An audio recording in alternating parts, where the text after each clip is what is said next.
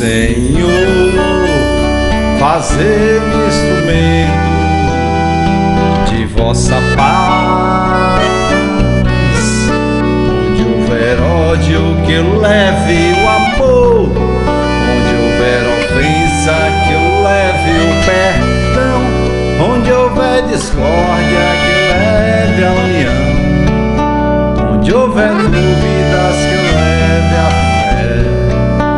Onde houver erro, que eu leve a verdade. Onde houver desespero, que eu leve a esperança. Onde houver tristeza, que eu leve a alegria. Onde houver trevas, que eu leve a luz. Ó Mestre, fazer que eu procure mais consolar e ser consolado, compreender e ser compreendido, amar e ser amado, pois é dando que se recebe, é perdoando que se é perdoado, e é morrendo que se vive para a vida eterna. Ó Mestre, fazer que eu procure mais consolar e ser consolado, compreender e ser compreendido, amar e ser amado, pois é dando que se recebe, é perdoando que se é perdoado, e é morrendo que se vive para a vida eterna.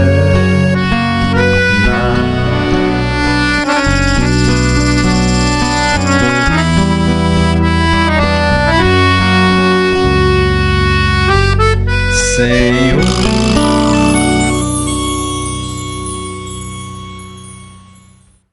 olá, boa noite. Mais uma vez é um prazer, um motivo de alegria e gratidão estar presente, participando das atividades de mais um encontro da comunidade Espírita Nova Era. E assim nós saudamos a cada um que está aí, embora não estejamos no mesmo espaço, mas essa é uma forma de partilharmos bons pensamentos, bons sentimentos, de conteúdos que sejam significativos, que contribuam para a construção de uma vida melhor. Então, nossos votos de paz a cada participante dessa comunidade Espírita Nova Era, seu coordenador, nosso irmão José Alberto, então com esse apoio da rádio Transvale FM. E assim nós vamos tendo a oportunidade de conversarmos um pouco e falarmos um pouco sobre aquilo que, portanto, nos identifica como espíritas e que representa uma possibilidade de aprendizado que venha contribuir para essa construção de uma vida melhor. Claro, quando se identifica como espírita, nós costumamos ter uma visão mais geral de vinculação à religião, de modo que isso costuma identificar justamente uma vivência religiosa, por conta da sua característica especial, que é a busca de compreensão do mundo espiritual, bem como a relação desse mundo espiritual com o mundo corpóreo, como se encontra descrito logo no início do livro que é o Espiritismo, publicado por Allan Kardec. Então, tentar compreender esse mundo espiritual, chamado mundo espiritual, bem como a relação com o mundo corpóreo, então esse mundo da vida humana, da vida, como se costuma chamar de um modo mais amplo, mais geral, da vida material. Então, como é que se faz isso, não é? Claro que nós temos um conjunto de referências, de pessoas que traduzem e que descrevem as suas vivências, nos seus esforços também de reunir saberes que possam contribuir para compreender essa dimensão espiritual da vida e suas implicações na vida humana e na vida como um todo. E é claro que podemos trilhar esse caminho através de nossas próprias vivências, de nossas experiências que são pessoais, especialmente as experiências que estão nesse terreno do que nós costumamos chamar de fé. E nesse terreno da fé, é claro que nós costumamos identificar a sua manifestação através de uma forma específica, que é a oração. É através da oração que passamos a buscar de um modo mais direto, de uma forma mais específica, essa vivência espiritual, especialmente no que se refere a algo que é maior, que costumamos sentir de uma forma ainda intuitiva, porque não conhecemos como gostaríamos, mas essa força, essa grandiosidade que chamamos de Deus. Então, se vamos, através da oração, buscar uma vivência, uma integração com essa grandiosidade que chamamos de Deus, então como é que isso se faz? Tem um modo único, específico? É claro que cada um tem o seu aprendizado, a sua forma própria de orar, na sua manifestação de fé e na sua relação com essa dimensão espiritual da vida através da oração, através desse meio, né? Como uma espécie de ponte, uma ponte que vai nos levar a essa vivência com a divindade. Então cada um tem o seu aprendizado, cada um tem a sua própria trilha, não é, de vivência a partir de como aprendeu na sua família, no seu núcleo, nos seus núcleos de convivência, das experiências religiosas que estão no seu processo de formação, na sua história, portanto presentes em sua memória. Então existe uma forma particular de fazermos uma oração e a partir daí de podermos falar com Deus.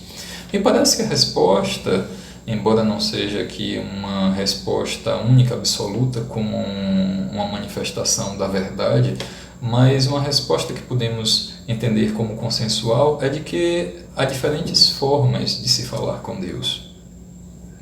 Há diferentes possibilidades, há diferentes caminhos. Mas a questão que nós podemos começar, já que se trata de uma citação de uma música, afinal de contas a sugestão de tema de conversa é Se Eu Quiser Falar com Deus, que é uma música de Gilberto Gil. E aí, é claro que eu não vou cantar para não estragar aqui o nosso encontro, porque de fato eu não tenho essa condição, tá bom? Então vou fazer uma leitura breve, não de toda a letra, para assim podermos conversar um pouquinho sobre isso, sobre o que é esse tema, se eu quiser falar com Deus. Se eu quiser falar com Deus, tenho que ficar a sós, tenho que apagar a luz, tenho que calar a voz, tenho que encontrar a paz, tenho que folgar os nós dos sapatos, da gravata, dos desejos, dos receios, tenho que esquecer a data, tenho que perder a conta, tenho que ter mãos vazias, ter a alma e o corpo nus. Se eu quiser falar com Deus, tenho que aceitar a dor, tenho que comer o pão que o diabo amassou, tenho que virar um cão, tenho que lamber o chão dos palácios, dos castelos suntuosos do meu sonho, tenho que viver tristonho, tenho que me achar medonho e, apesar de um mau tamanho, alegrar meu coração. Se eu quiser falar com Deus, tenho que me aventurar, tenho que subir aos céus sem cordas para segurar, tenho que dizer adeus, dar as costas, caminhar, decidido pela estrada que ao findar vai dar em nada, nada, nada, nada, nada, nada, nada, nada, nada, nada, nada, nada, nada do que eu pensava encontrar. Eu acabei fazendo a leitura toda, de toda a letra, porque vale a pena. E é claro que é uma letra de música riquíssima e poderíamos aqui tratar de aspectos diferentes de cada trecho, mas nosso intuito não é esse, é de falar de uma forma um pouco mais suave e até mesmo geral, pensando nessa letra da música, nessa proposta de se eu quiser falar com Deus como um ato de entrega, como um ato de aceitação, como um ato de renúncia, como um ato, portanto, de abertura de si mesmo, para além da própria compreensão, para além das questões que são importantes, que são fundamentais, que são necessárias e que ainda não são respondidas ou não foram e não são respondidas da forma como gostaríamos. Se pensar o que é Deus, o que significa Deus, qual a resposta ou as respostas que possam me contentar e, especialmente, diante da forma como eu entendo a vida, o mundo e das minhas próprias experiências pessoais.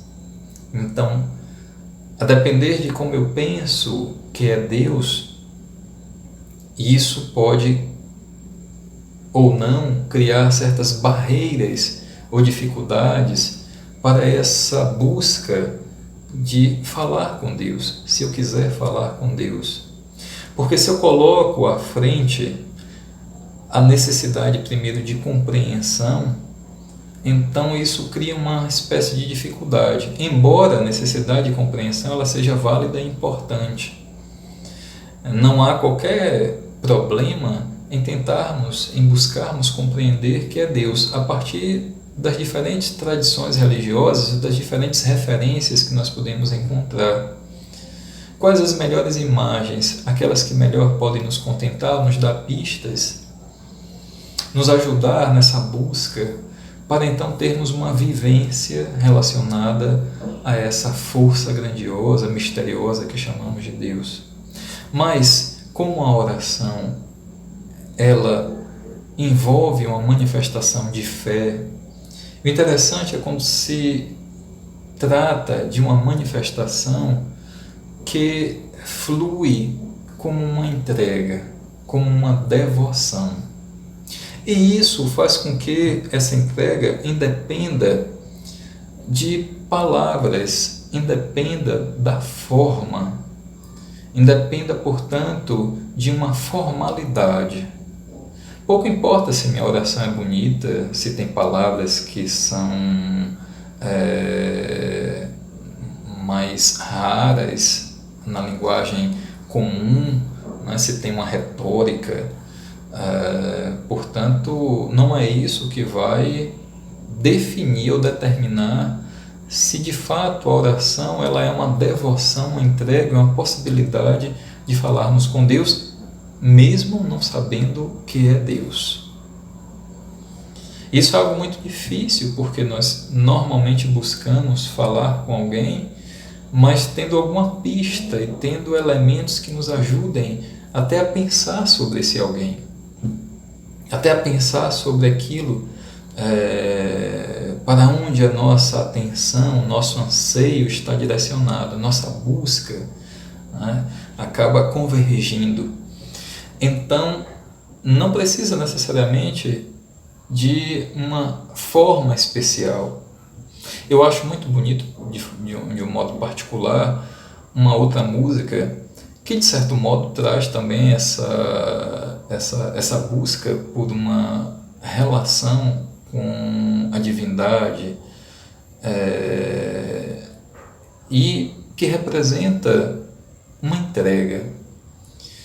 E é uma música muito, uma música não é uma música simples, é uma música muito bonita e que se refere, é claro, a uma forma de vida simples, considerada simples, humilde, né, do ponto de vista material, mas é uma riqueza profunda em termos culturais.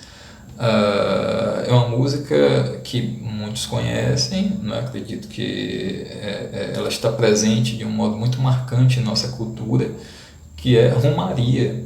Em Romaria, a letra é assim, é claro que eu também não vou cantar, né? Então, mais uma vez, eu vou me limitar a fazer aqui a leitura.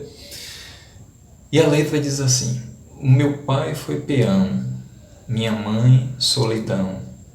Meus irmãos perderam-se na vida à custa de aventuras. Descansei, joguei, investi, desisti. Se há sorte, eu não sei, nunca vi. Sou caipira, pirapora, Nossa Senhora de Aparecida. Ilumina a mina escura e funda o trem da minha vida. Me disseram, porém, que eu viesse aqui para pedir de romaria e prece paz nos desaventos. Como eu não sei rezar, só queria mostrar meu olhar, meu olhar, meu olhar.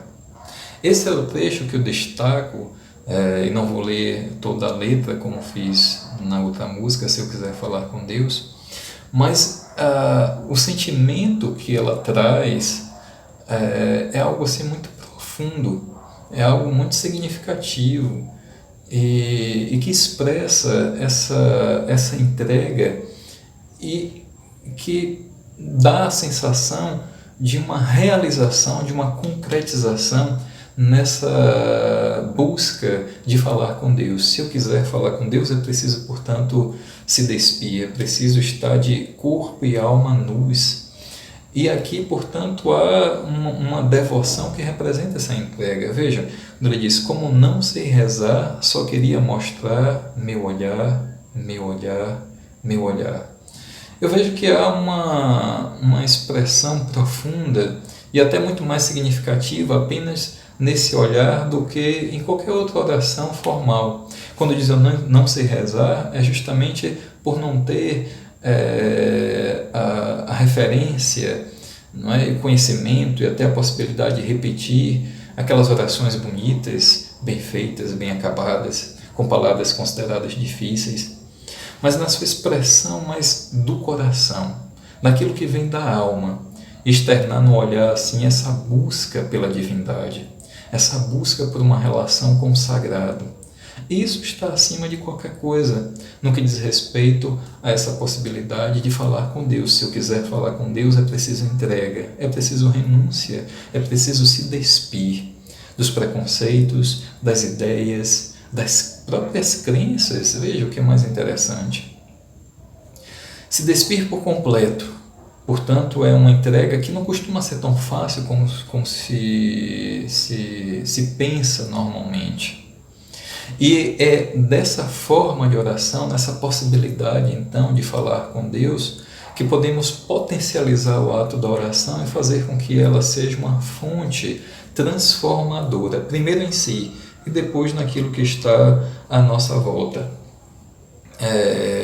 Há, por exemplo, eu vou citar a título de exemplo mesmo, um caso, já que nossa referência costuma ser espírita e embora tenhamos o hábito de trazer outras referências, outras fontes de saberes para dialogar, não é, como uma forma de enriquecer o nosso próprio conhecimento, de nos levar a processos reflexivos, mas então nós buscamos outras fontes e nesse caso eu vou aqui usar especificamente um trecho de uma obra espírita conhecida que veio através da psicografia de Chico Xavier, que é um livro de André Luiz, cujo título é Nos Domínios da Mediunidade. E eu vou fazer a leitura breve do que um espírito chamado Aulus ele fala após uma oração feita por uma personagem, por uma pessoa chamada Anésia.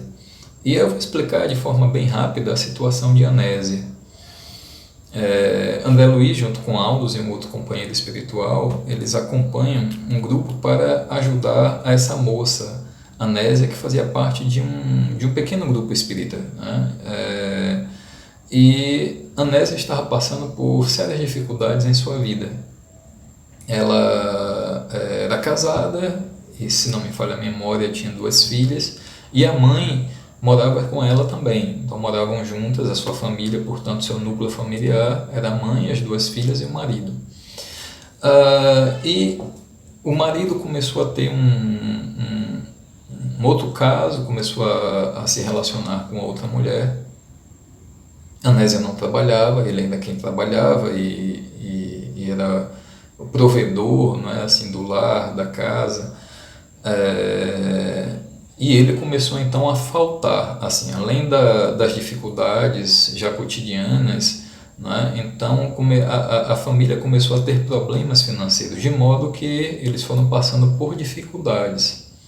E dificuldades sérias que fizeram com que as próprias filhas do casal, ainda pequenas, tivessem que começar a trabalhar junto com a mãe para ajudar nas despesas de casa.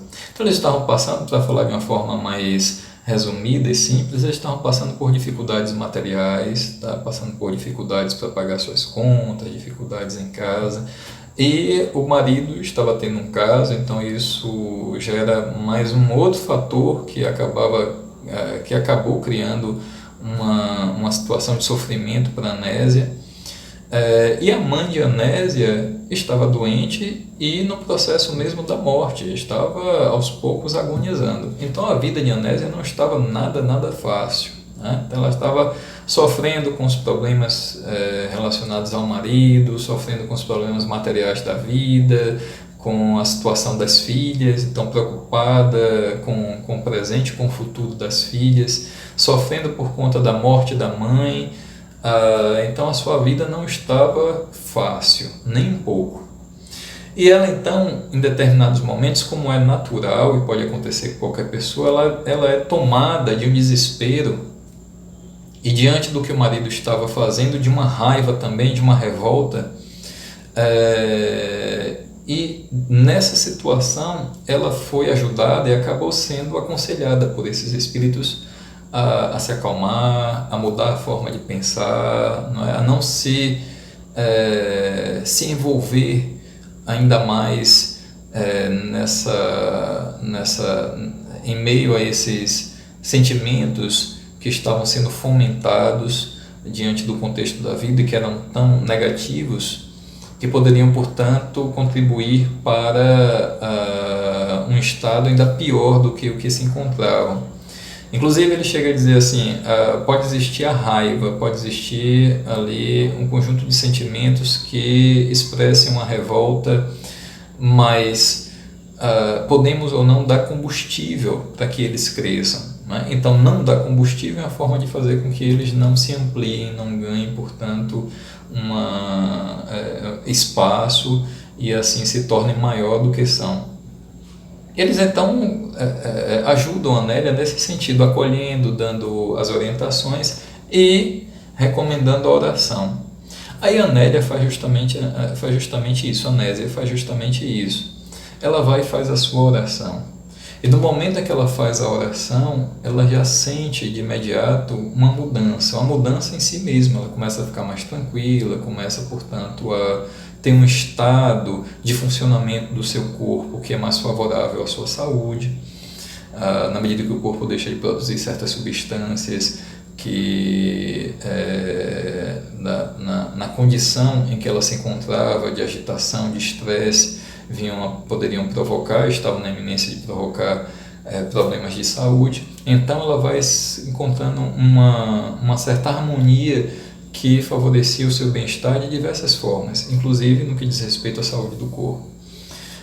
Então, quando ela termina, uma conversa entre esses espíritos que acompanhavam a Anésia, no caso de Aulus, André Luiz e um outro que os acompanhava, e aí então Aulus diz o seguinte, é esse trechinho que eu vou ler.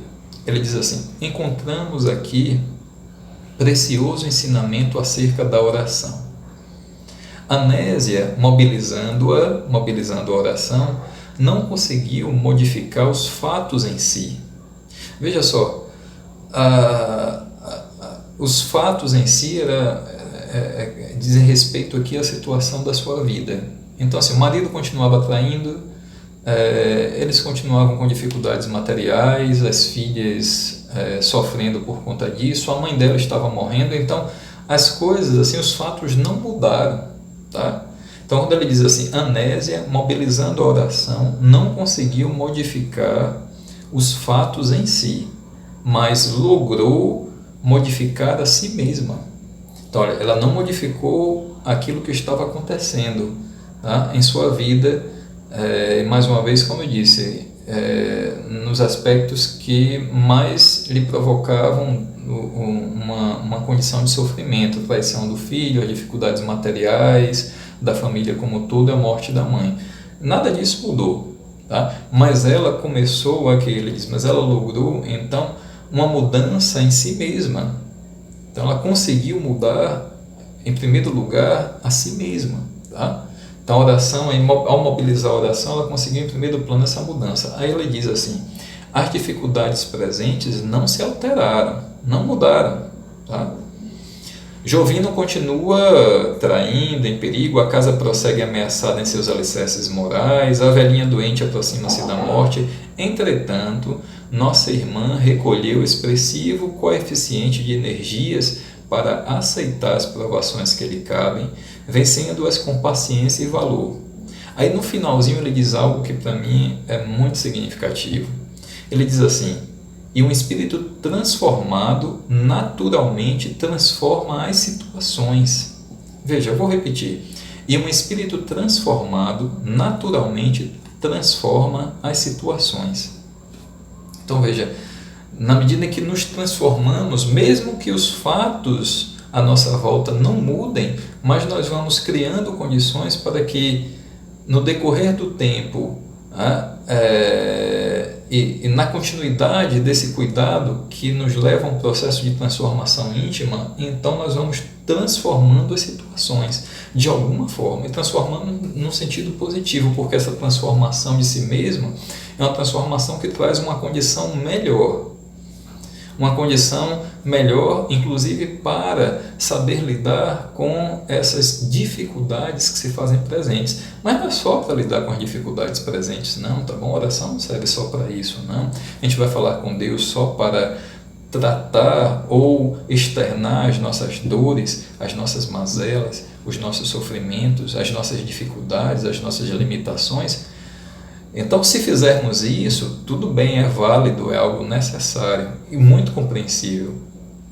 Mas nós podemos ir além, nós podemos também buscar nesse esforço de falar com Deus, se eu quiser falar com Deus, fazer despertar as nossas potencialidades, de criar condições que sejam ainda mais favoráveis para a construção de uma vida melhor, em seu sentido individual e coletivo.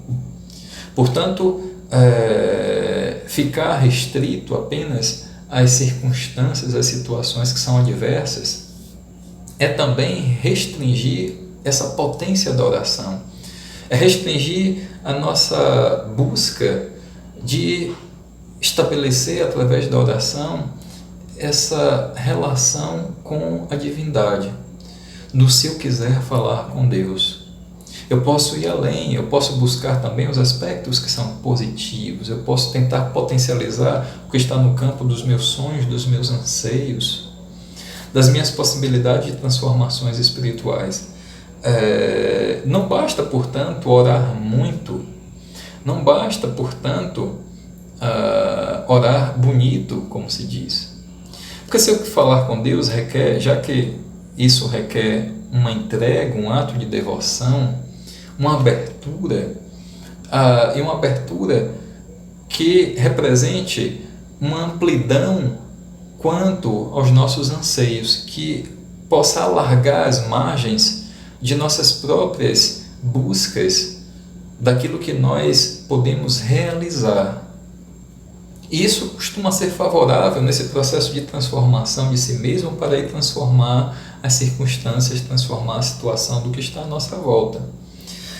Eu me lembro de um caso, eu vou falar agora de um caso que é pessoal, que aconteceu envolvendo pessoas próximas, especificamente uma senhora que eu conheci e que adoeceu faz relativamente pouco tempo. e não foi por contaminação de Covid, ela teve um problema de saúde e foi para o hospital, é claro, e daí em diante o que foi diagnosticado não foi bom no caso dela, não tinha um tratamento alternativo, não tinha possibilidade dela se recuperar diante do seu quadro de saúde. E aí veio uma decisão que a família precisava tomar. Ou permitiriam que o seu processo ele transcorresse naturalmente até o seu coração parar, ou então autorizariam aos médicos a possibilidade de assegurar de alguma forma a continuidade da sua vida, embora fosse numa situação irreversível. Ela ia ficar entubada, inconsciente, até que as máquinas não sustentassem mais a sua vida. A família decidiu então que deixasse, que ela fosse, portanto, acompanhada sob os cuidados paliativos e com o conforto necessário na presença da família, né, dentro de um quarto, já não mais na UTI, isolada, e com todo o cuidado médico, acompanhamento de várias formas, que ela pudesse então vivenciar desse modo o seu processo de morte. Tudo bem, mas acontece que ela não queria isso, ela não queria morrer, tá?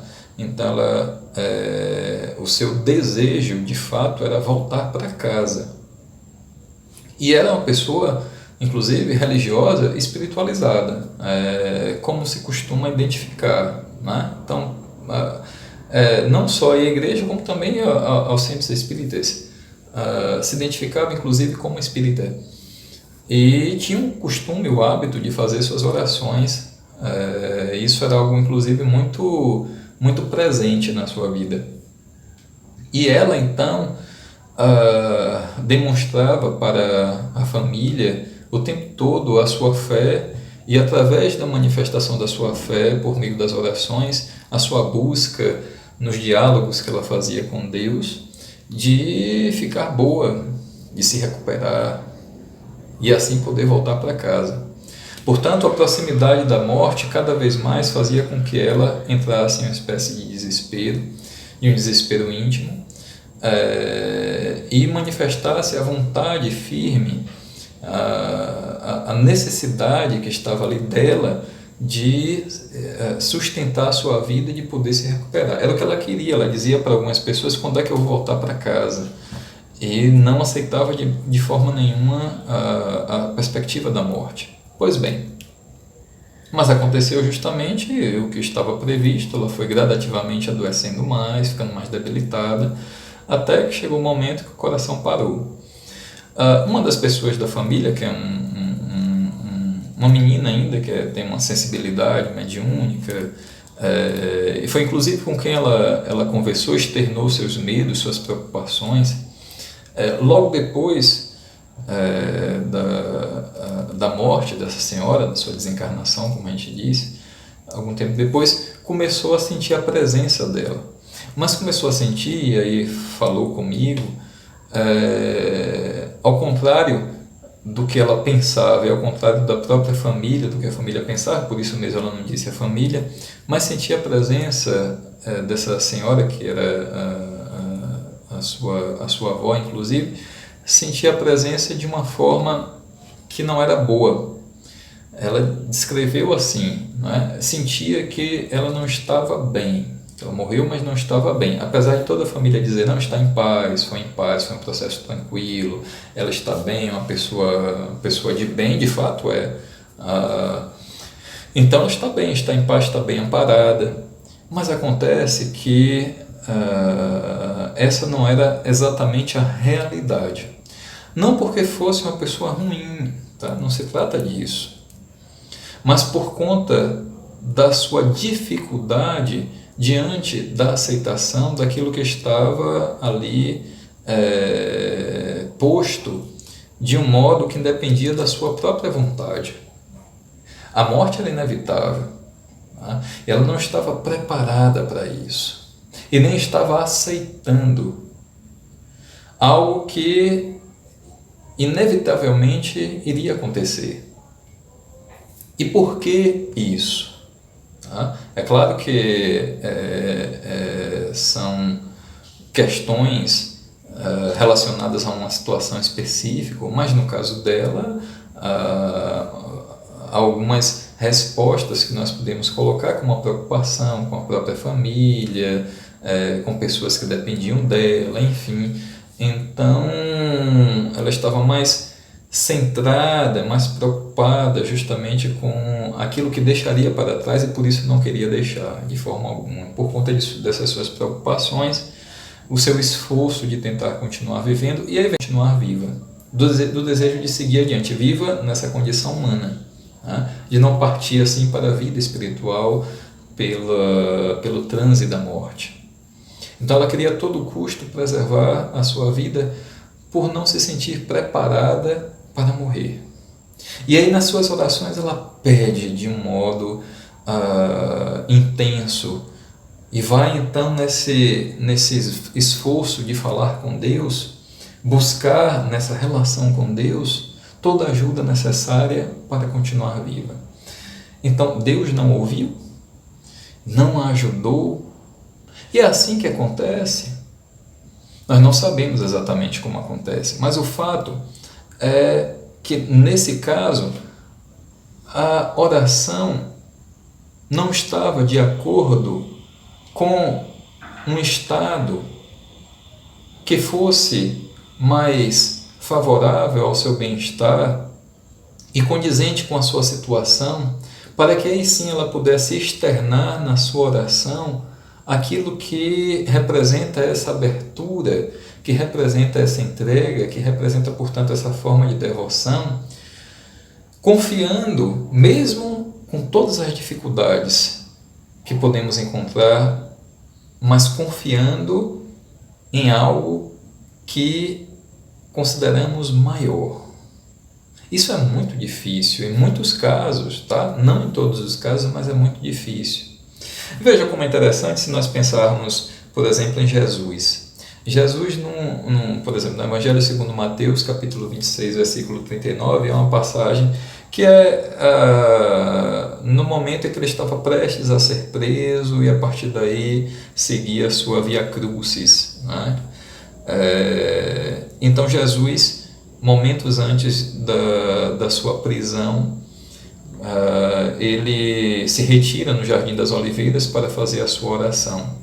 Ele diz assim: indo um pouco mais adiante, prostrou-se com o rosto na terra e orou: meu Pai, se for possível, afasta de mim este cálice. Então veja, Jesus então ele vai no Jardim das Oliveiras e faz essa oração, pedindo ao Pai, ao Paizinho, como disse um amigo meu, se fosse na Bahia seria o Painho, mas ele então pede ao Pai que afaste o cálice, se possível, que afaste o cálice, porque ele sabia do que iria lhe acontecer. Então passar por um processo de tortura como passou, morrer da forma como morreu, não era algo fácil. Ele sabia o que teria que enfrentar. E por isso que naquele momento ele pede ao Pai que passe o cálice.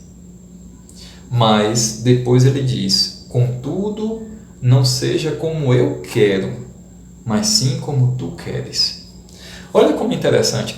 Mesmo com a manifestação do seu desejo ali diante de uma perspectiva dolorosa do que teria por vir, como resultado até, ou como um processo que resultaria numa morte violenta, sofrida, e ele naturalmente, sabendo disso, tendo essa perspectiva, ele pede ao Pai que passe o cálice. Porque quem é que na sua sã consciência vai querer, de forma voluntária, passar por um processo desse sem sentir o que me parece natural, que é o medo, tá? Ninguém quer sofrer violência e passar por situações que sejam de dor de uma forma voluntária, de uma forma que seja, portanto, até mesmo uma manifestação de desejo de vivenciar aquilo. Isso não seria saudável, né? representaria aí um processo até mesmo de adoecimento. Então, Jesus ele pede naturalmente ao Pai que passe o cálice, só que depois ele coloca: contudo, não seja como eu quero, mas sim como tu queres, que seja a sua vontade. É um processo, portanto, de entrega, de renúncia, mas muitos podem pensar que essa é uma forma de humilhação. E sentir uma revolta diante disso. Mas como? A vontade de Deus? Como é que pode ser a vontade de Deus acontecer algo assim?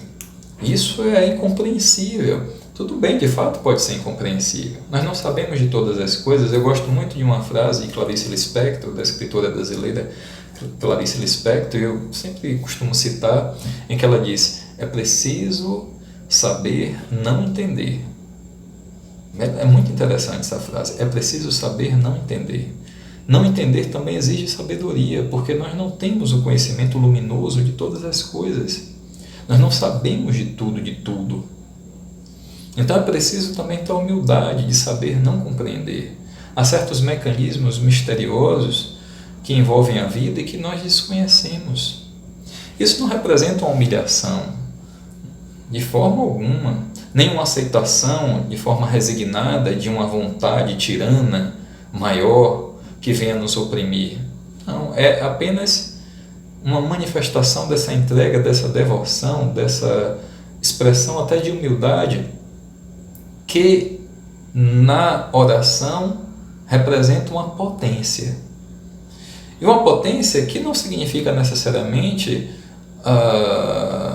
atribuir mais valor a Deus, mas uma potência no sentido de fazer da oração uma experiência transformadora em si mesmo, para que aí o que está fora se transforme também, transformando dentro e transformando fora. Sentindo assim nessa integração com aquilo que vai para além do conhecido, para aquilo que nós ainda não conseguimos devassar em relação aos mistérios da vida, mas nesse processo de devoção, de entrega, eu tenho assim a possibilidade de vivenciar, de experimentar algo muito maior, mais profundo, significativo e que venha a me trazer conteúdos que possam favorecer de um modo inesperado, mas que venham a favorecer a própria vida. E isso é muito mais interessante. Isso, portanto, é a potência que pode se expressar na oração, seja lá como ela seja feita, inclusive através apenas de um olhar. Só queria mostrar, como eu não sei rezar, só queria mostrar meu olhar. Está de corpo e alma nus. É uma entrega aí nesse caso, uma devoção que representa justamente essa potência transformadora e efetivamente a possibilidade de falar com Deus. Um falar com Deus que se refere a uma experiência profundamente pessoal, intimista, que vai de cada um, que portanto nem pode ser ensinada, tá? Como um passo a passo, como uma espécie de manual que seja colocado para que um passo a passo então se estabeleça. Não é assim que funciona. É preciso vir do coração. É preciso que seja justamente essa vivência. E aí nós podemos ter pistas, e uma delas é a entrega, ainda que não saibamos entender, que não saibamos respostas diante das perguntas que se fazem presentes e que se referenciam nas nossas próprias experiências de vida. E em muitos casos de experiências traumáticas. Por que tais coisas aconteceram? Se Deus existe, por que elas aconteceram? Foi vontade de Deus? Como é que essa vontade ela se operacionaliza? O que é que Deus quer efetivamente? Qual a finalidade da vida? São questões que nós não temos condições de responder. Os próprios Espíritos perguntam a Kardec sobre a finalidade. Qual o fim? Da mesma forma como o princípio. Eles dizem a Kardec que nós não sabemos o princípio do mesmo modo como não conhecemos o fim. Não há conhecimento sobre isso. Alguns dizem assim, o fim, a finalidade, numa linguagem mais sofisticada, o telos, o fim, então é alcançar a luz. Mas o que é isso, alcançar a luz? Não é uma resposta. Isso não nos dá uma resposta precisa. Então há questões que não ainda podem ser respondidas. Nesse sentido, a entrega, portanto, é a pista que nós temos, essa devoção, como Jesus faz. Afasta de mim este cálice. Contudo, não seja como eu quero, mas sim como tu queres. Essa senhora de que eu falei, ela poderia, de uma forma, como fez, muito válida, lutar pela sua vida e querer voltar para casa. Não há nenhum mal nisso, de forma alguma.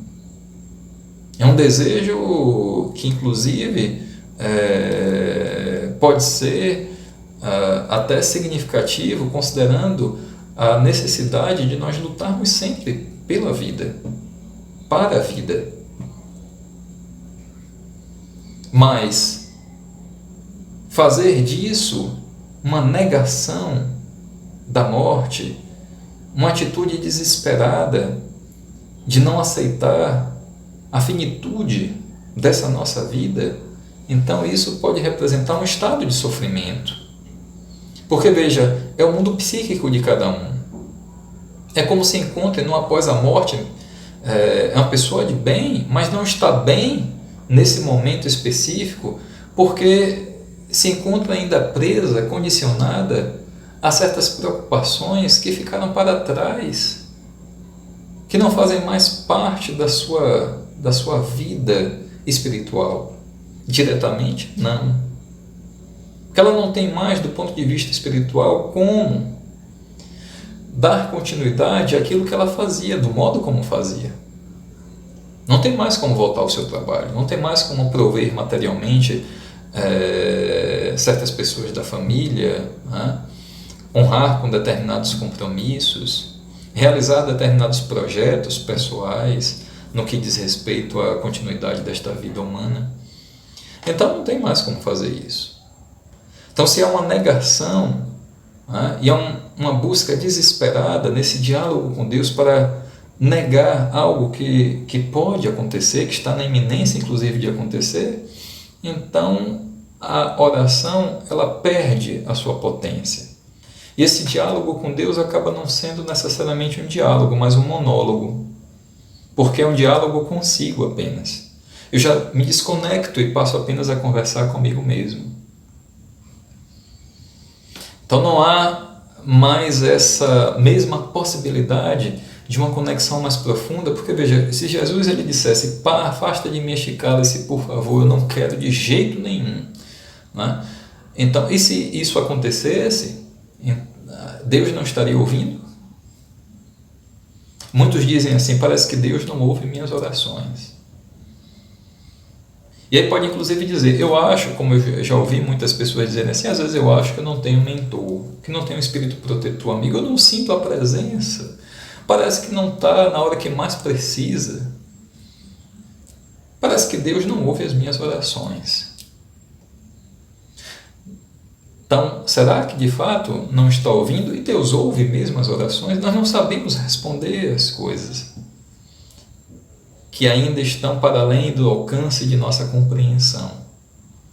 Nós não conseguimos ainda devassar esses mistérios, mas se quisermos falar com Deus, é preciso entrega, é preciso essa devoção, que é uma abertura de si mesmo, para então dar margem ao incognoscível, aquilo que nós não compreendemos, mas que compõe também a vida e que faz com que ela seja ainda mais plena, grandiosa, que abra portas para novos sentidos e novas experiências transformadoras.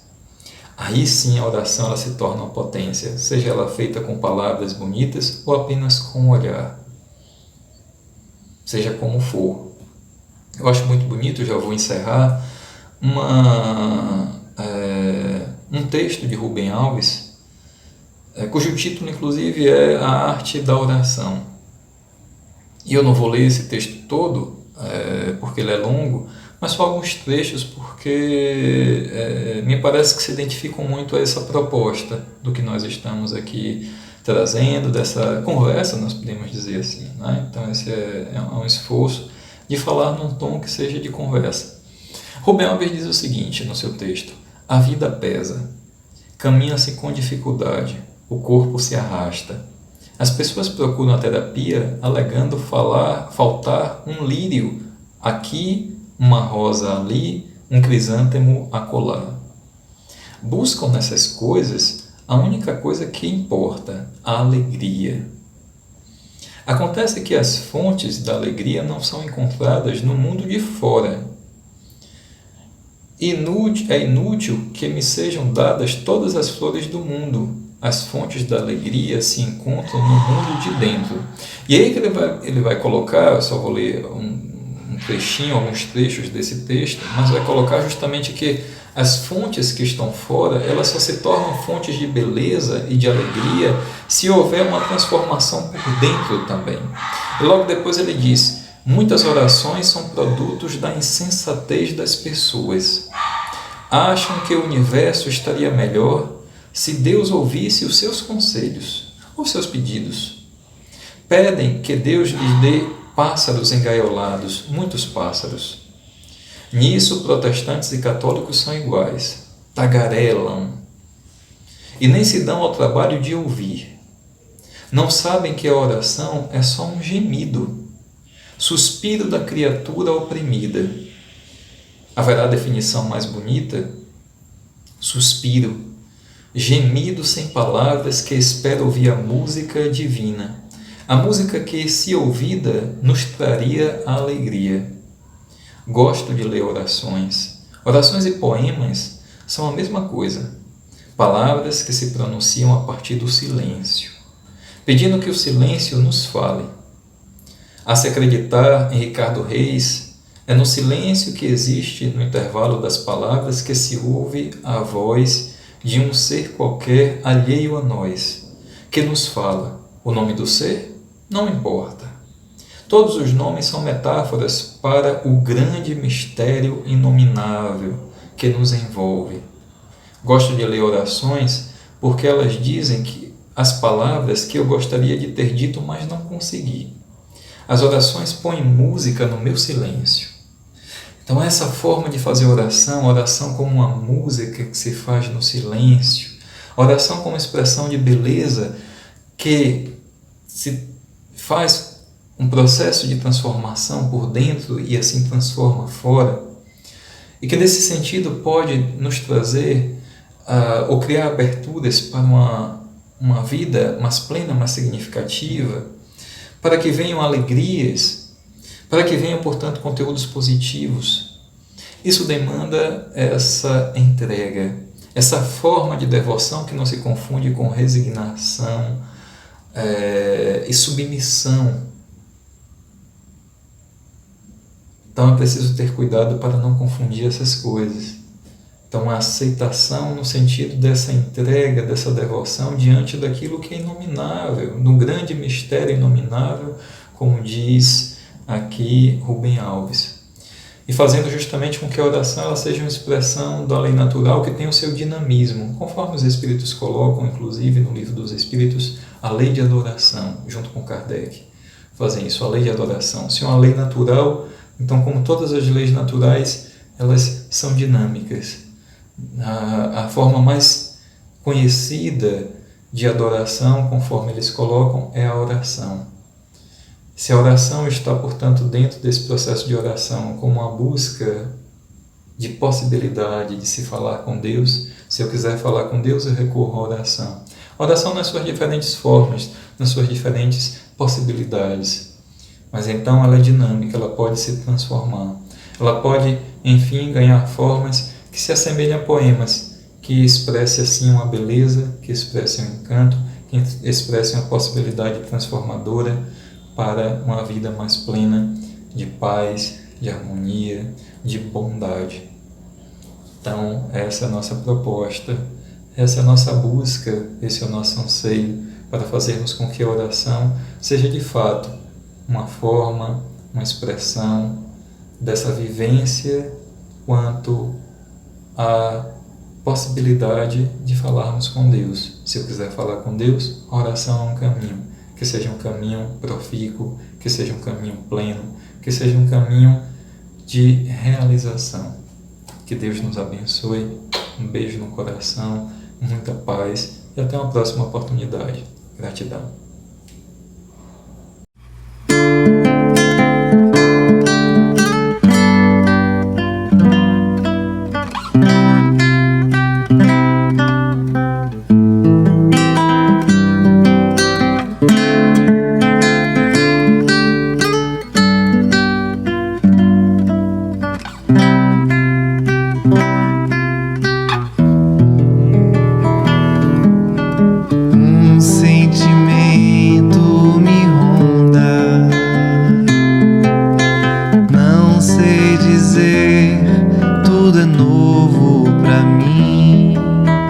Meu coração se renova, sinto a esperança invadir o meu ser. Quero ser manso, ser limpo, ser justo e pobre de espírito ser. Tua palavra me sonda, me conta do reino que espera por mim. Eu te ofereço meu pranto, as dores da alma que quer renascer. Eu ouvi tua voz, teu falar me encantou, que seguir, caminhar, quis saber pra onde vou. Eis-me aqui, minha dor serenou.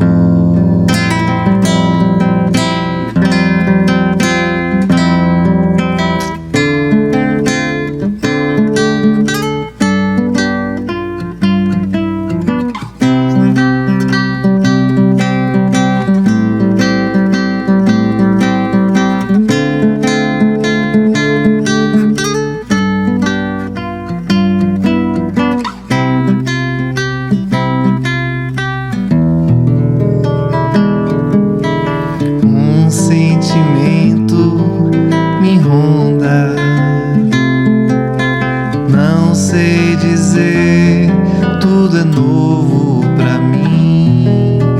Meu coração se renova, sinto a esperança invadir o meu ser. Quero ser manso, ser limpo, ser justo e pobre de espírito ser. Tua palavra me sonda, me conta do reino que espera por mim. E eu te ofereço meu pranto, as dores da alma que quer renascer. Eu ouvi tua voz, teu falar me encantou, que seguir, caminhar, quis saber pra onde vou. Eis-me aqui, minha dor serenou.